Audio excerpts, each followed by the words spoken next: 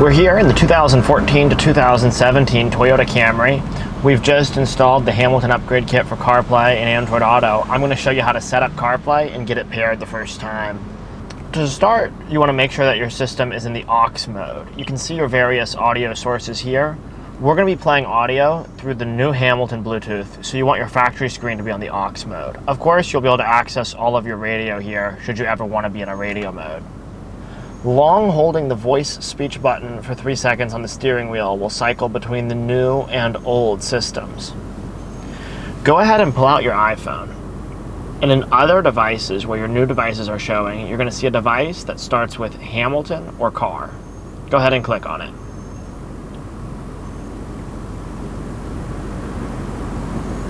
Wait for a pairing code to pop up, click pair, click allow, and if you get a prompt to use CarPlay, click use CarPlay.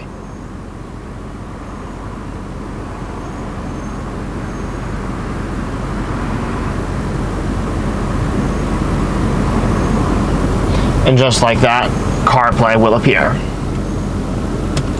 We can come here to change the wallpaper. Pick whichever one you like. What a difference it makes in this car. This feels brand new.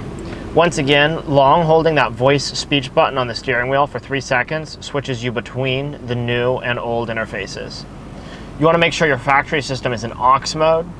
If you come here and go to Bluetooth settings, you want to remove your Bluetooth devices and then turn the Bluetooth power off.